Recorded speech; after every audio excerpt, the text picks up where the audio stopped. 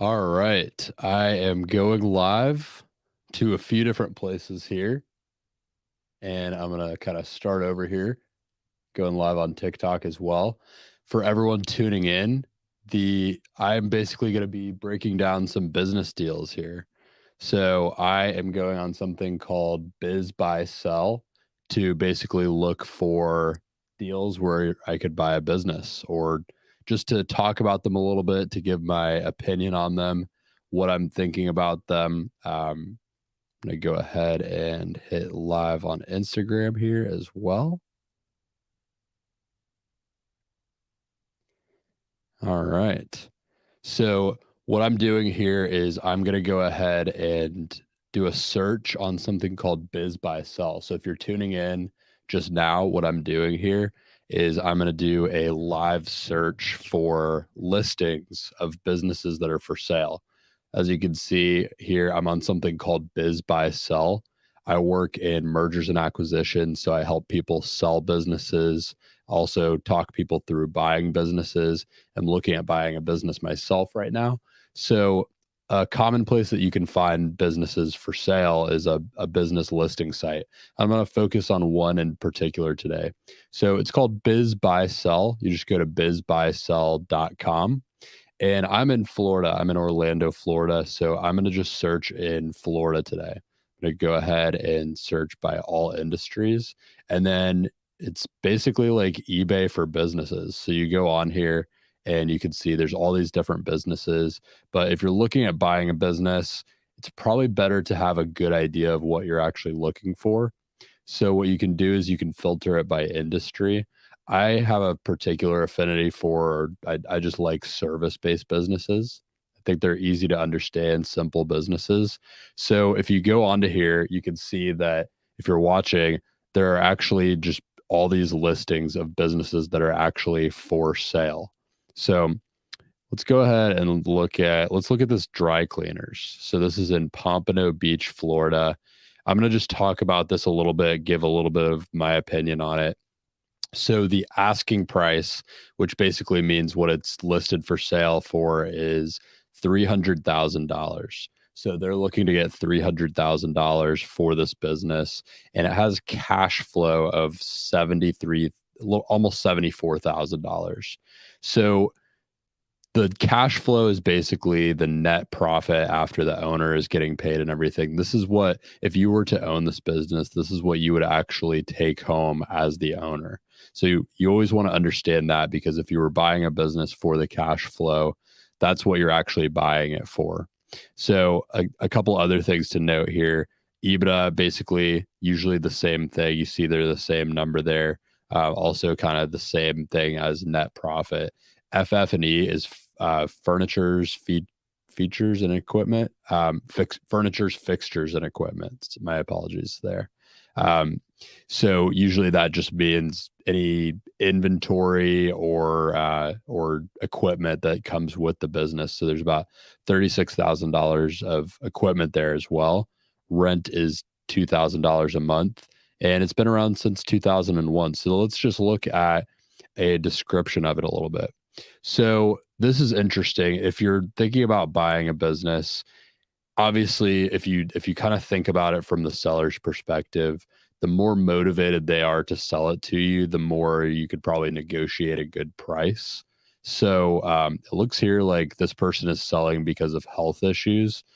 That probably means they're pretty motivated to sell. So just an interesting thing to note there for anyone who's tuning in who might be thinking about buying a business themselves.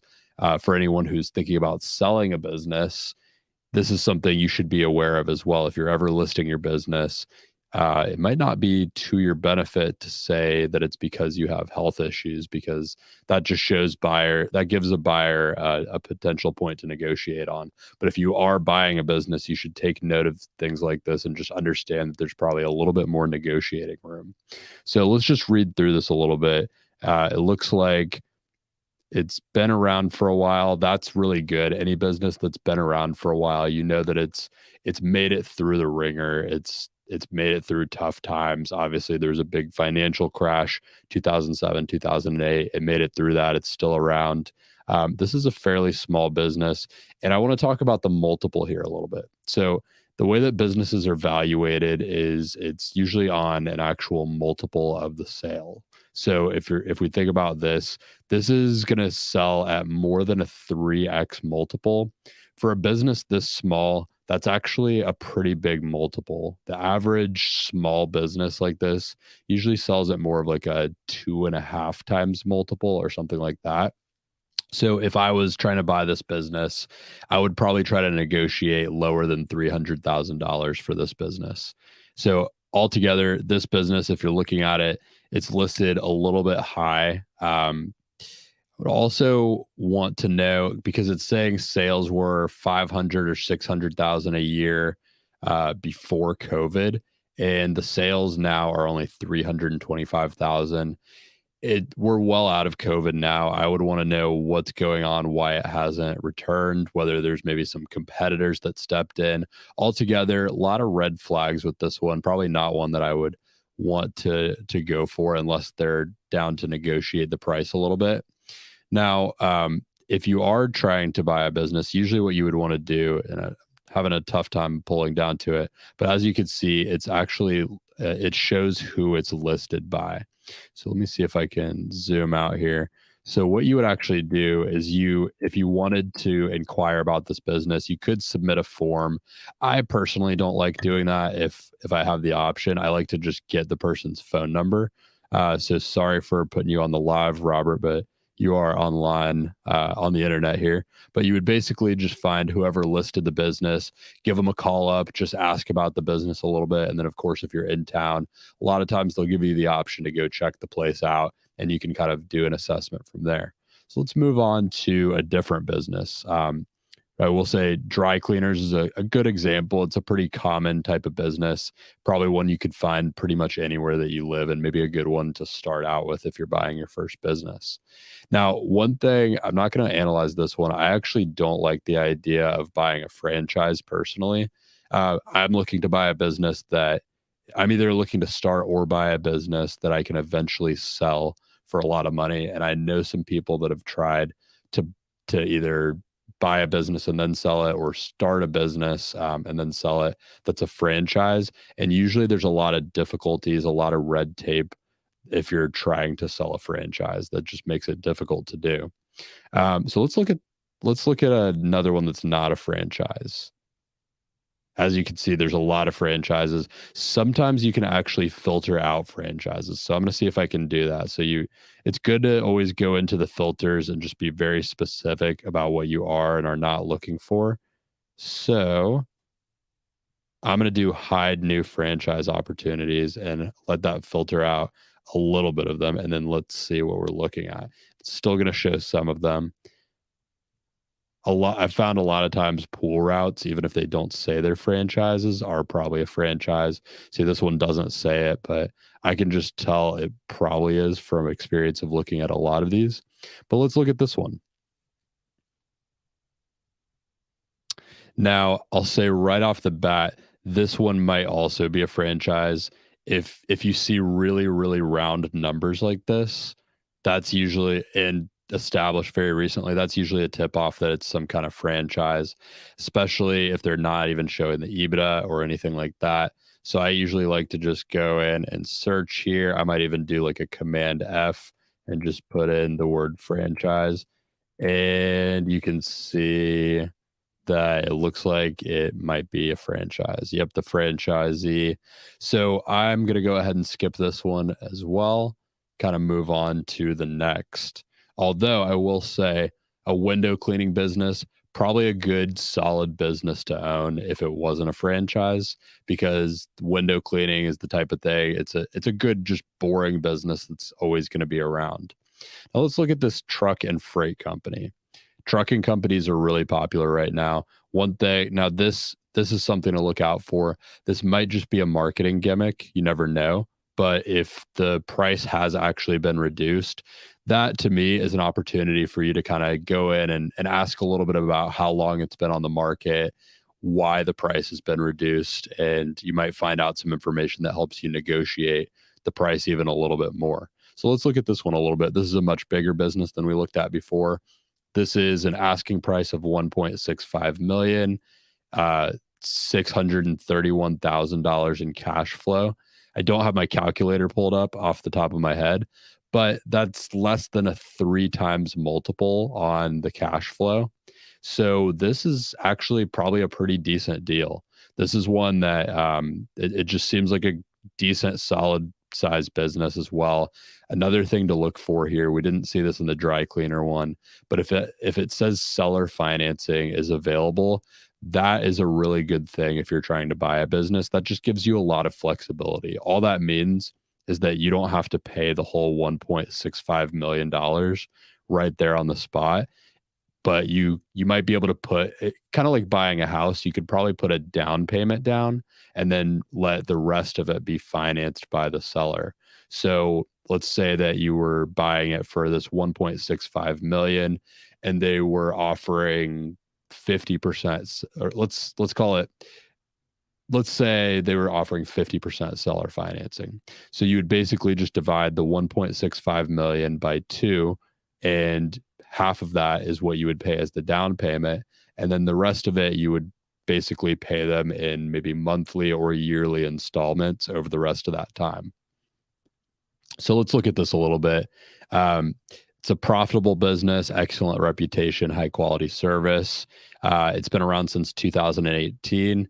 That's not too bad. I personally am looking for something for myself that's been around longer than 10 years, just something that's kind of proven again and again that it's made it through the market conditions changing and things like that. Although anything that's been around since before COVID and made it through probably is doing a pretty decent job. This is interesting. It spans 48 states. I would want to get an understanding of how they manage that whole system. Another thing that you should look for is the number of employees. Now, it doesn't always state this, but you can see here there are 18 employees for this company. I would want to understand what the owner is actually doing. So if I called up and tried to find out about this business, I would ask whether the owner is, and sometimes you can find this in the description. I would want to ask whether the owner themselves are actually doing a lot of what's going on in the business, or whether one of these 18 employees is running the business for them. If one of the 18 employees is actually running the business for them, then this is actually a really, really good deal. And that's because if you were to buy this business and you don't actually have to operate in the business, you can take that time and maybe buy other businesses, maybe keep working a full-time job if you have one, maybe do something else. Ultimately, any business is going to be worth a lot more money to you if you're buying it, if it's already being managed. Now, on that note, if this business was listed at a higher price, maybe if it was listed at like a 3 times multiple or even more, of the 631,000 in cash flow, and it did have someone that was just managing it full time, I would actually probably consider paying that, if they had decent terms and I could sell or finance it over some time, because that means that I could step in and I don't have to worry about being a really good manager of people or anything like that. So I would want to know all of those things. So let's move on to another one. This was definitely, if you're in the trucking industry and you're in DeLand, Florida, definitely one to look out for. I'd say that's a really good deal, honestly, if things are running smooth in that business, especially since they're open to seller financing. So here's a little bit of a note. I don't know what kind of business this is. If I'm trying to find one to buy, I skip stuff like this. Like if it's not even saying what type of business it is. See, it says great opportunity. It's actually probably some kind of franchise or something. If I'm trying to find something, I skip something like that. This one is a little bit of a red flag because it's very round numbers. But let's check it out. It might be a franchise. It might not. Looks like it actually might not be. It's been around since 2013. Maybe they're just putting these for sake of putting easy numbers. But I do think it's a little bit odd that they're not putting the actual specific numbers.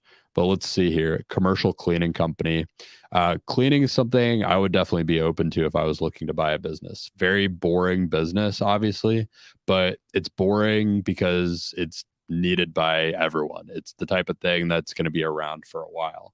Now, one thing that I would really be curious on if I was looking for a cleaning business is there's really two different types, or maybe three different types. You could have one that does mostly homes or like residential, so they're just cleaning houses or like people's houses, or you could have something that's doing mostly commercial properties.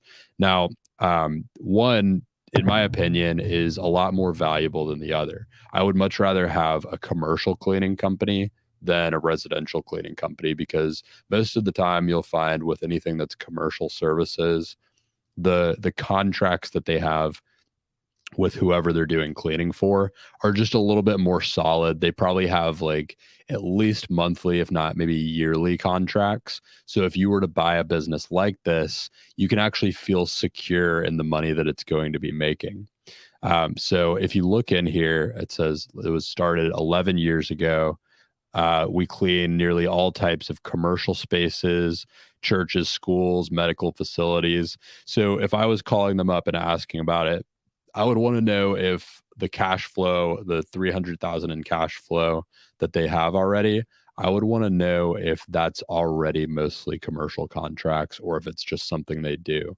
Because if it's not already commercial contracts, that would mean that you would have to go out as the new owner and actually find new commercial contracts yourself. But if they're already negotiated and they plan on staying with the company when you buy it, then that's actually worth a lot, because there's not going to be a lot of volatility to that cash flow. Now, as far as how good of a deal this actually is, it's $300,000 in cash flow per year at 1.2 million. So that's exactly a 4 times multiple. That to me actually sounds a little bit high. Now, if this is purely commercial contracts and they're very solid and they're negotiated for a very long time, that might be worth it, especially if they're open to seller financing. But if not, and if it's not already being professionally managed, it looks like the new owner has the option to work as much or as little as they want. Current owner works around 4 hours per week. But the new owner could take the spot of a crew member and add 25,000 to the cash flow. So it sounds like it doesn't require you to work much as the owner. That's actually a really big plus here. That might be part of the reason that they're trying to trade it for a little bit higher multiple here. But I would want to understand what exactly that looks like, whether you as the new owner actually could get away with working only 4 hours a week and still make that kind of cash flow. Another thing to look at with these is the area that it's in. I would, if I was buying this, I would look into Polk County if I didn't know much about it, and just try to get a good idea of what kind of opportunities there might be, how much competition there is already of other cleaning companies that might do commercial contracts, just to understand how much room there would be to grow. Now, one thing you can see here is there's 12 employees already. I would also want to understand whether those employees are going to stick around after I actually buy the business, if they're going to continue working for me. Because if not, then to be honest, it's not worth much. So altogether, this one priced a little bit high. Doesn't say anything about being open to seller financing. I would be interested. One thing to note here, a little bit of a plus for this, is that uh, the business is listed by the owner and not a broker. So I would consider that a positive if I'm trying to buy this business, because if you're going through a broker, that just means one more layer of communication. If you're dealing directly with the seller, you can get down to the bottom of what they actually want, probably a little bit more without that second layer. There's also just more flexibility for you if you don't have to get the broker paid to actually just negotiate the price down a little bit more, because typically if someone's selling a business for 1.2 million, if there's a broker that's selling it, they're probably going to make like 10% of that. So that potentially gives you an in to say, hey, let me buy this for $120,000 or 10% less because you're not being represented by a broker. Just all kinds of different angles that you can come in from here. So let's move on to one or two more businesses here. Try to get a good kind of scope of a few different types of businesses. Here's one that I think will be really interesting. Landscaping is something I personally am very interested in. If you think about it, if you're trying to pick a business that is likely to just continue and be successful, something like landscaping, grass is always going to grow, trees are always going to grow, unless some weird environmental thing happens that I'm not aware of. Shout out global warming. But for now, trees are always going to grow, grass is always going to grow. So a landscaping company is a pretty solid bet that I wouldn't worry about too much. Now, this one, it looks like, was established in 2001. So it's been around for a long time, over 20 years. Pretty healthy margins here. It's doing under 600,000 in revenue and well over 300,000 in cash flow. So this business is running as a really tight ship. It looks like it's in Ocala, Florida, and seller financing is available. To add to that, they're only asking $499,000 for this business. So this is trading at less than well under a 2x multiple. If I do the math, probably even less than a 1.5 times multiple. It looks like the seller just wants to move on. He wants to retire. That's always a good opportunity for you as a buyer to come in, because if they're looking to retire, that means they're probably pretty motivated, have put a good lot of thought into this. But also it probably just means they want to see the business continue to thrive, and not really any red flags as far as like the business going downhill or anything like that. So it looks like they do residential and commercial customers, a little bit of a mix there, 50-50 maintenance and service. Just good to understand what the actual makeup of the work that's being done in the business is, because depending on who you are as a buyer, the business is going to perform as well as what you can bring to it. So if you have commercial connections that you might be able to leverage and they're already doing commercial work, then there's probably some good synergy there for you to actually grow it. Looks like it's in a growing area, so that's always a positive. There are 3 employees. So again, I would really want to understand whether those employees are going to stay in the business. Also cool that it's operated out of the seller's house, so you don't have to actually pay for an office space or anything like that. Let's see what else there is. Almost no money spent on advertising. So there's no website, no social media presence, nothing like that.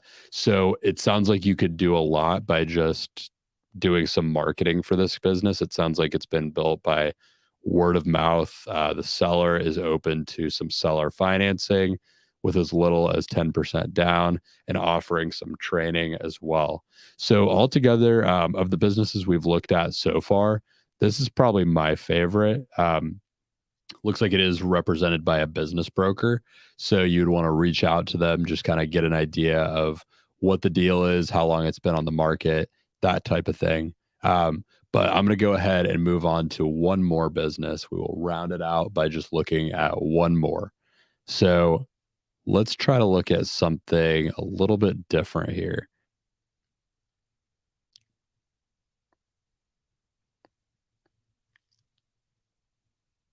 Here's something that's interesting: a laundromat. This is another very popular business. Now, laundromats are definitely on my radar for something to buy and to own, because they have a very low failure rate. I think laundromats have something like a 90 or 95% success rate because they're just a very simple business. They're always going to be needed.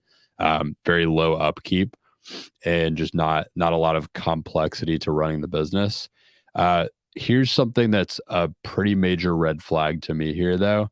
It's totally missing the cash flow. So I would really only consider this if I was able to contact the person, and it looks like you can only contact them by putting an inquiry form in. But I would really only consider this if they were willing to divulge whatever the cash flow or the profit of the business is. And otherwise, I mean, it's just a big red flag to me. But they say strong cash flow. We'll just take them at their word for it. Now, the asking price, depending on what the cash flow is, we do a quick search and see what the average profit margin for a laundromat is. Get an idea of what the cash flow might be. So 20 to 35% on average. So interesting. So if we were to take the, let's see, let's do a little calculator here, and let's do 780,000 times 25%. So it sounds like the cash flow, if you're looking here, and I might have typed the numbers in wrong, but it looks like the cash flow is about $195,000 on that 780. So $195,000 in cash flow, if that actually is correct, and it's going for 240,000, that's barely above a 1x multiple. So this hasn't been around that long, only since 2017. Still decent though. It's been around, I mean, over 5 years. It's not too bad. So it's got a loyal customer base, consistent foot traffic. If that is what the cash flow is, then this is actually probably a really good deal as well. This is one that I would consider buying. Looks like it's got seller financing available as well. So if all of that checked out, I would probably want in on this business. Sounds like they've also got 2 employees. One thing, if you're looking at a laundromat and if it does not list any employees, you probably could get away with running a laundromat without any employees and just having some cameras in there.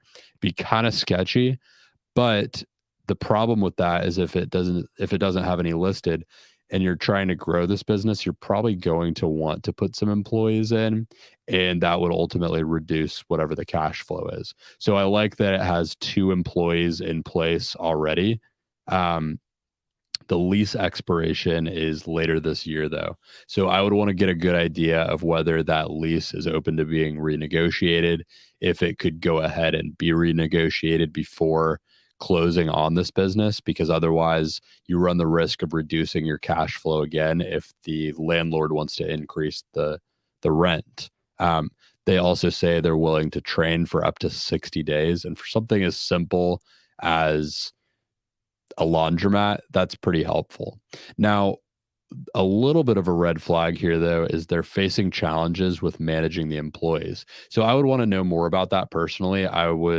To be honest, I would probably just want to feel this seller out a little bit. And if they just seem like they have poor communication skills, or if they were saying if they're blaming the employees a lot for the problems, then to be honest, it's probably them just being a bad manager of people, or a bad communicator, or not paying them enough, or doing something wrong, just being totally honest. So I would want to feel the seller out a little bit and get a good idea of whether it is just a kind of a failure on their part, or whether the employees really just are having a tough time. Maybe it's in a bad area and the employees don't like it. I would want to ask about that and just get a good idea of what's going on, because if the employees aren't in a great state, that's kind of an opportunity for you to maybe negotiate the price down a little bit. Anyway, I'm going to go ahead and end on that.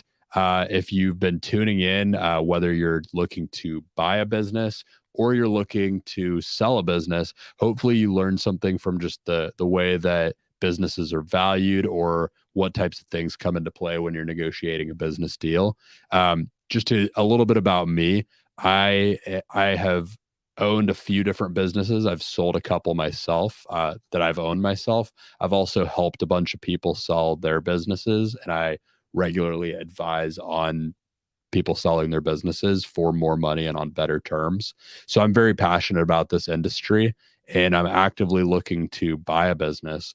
So feel free to get in contact with me anywhere, depending on where you're tuning in from. If you are someone who's in the market to sell your business, whether you just want some advice, whether you want some help, or whether you think that it's a good business that I would be interested in, happy to talk to you about it or just advise you. Maybe you're trying to buy a business and you're going for the first time. I could probably give you some tips on where you should be looking, who you should be talking to, and that type of thing. But hopefully you've enjoyed this. I'm gonna try to do these pretty regularly. So the next time I tune in here, you might see me with my business partner, actually, just kind of talking through a little bit about what we're going through with the search for businesses. But my name is Brody Vincent. Hopefully you've enjoyed this, and good luck if you are selling or buying your business. And until next time.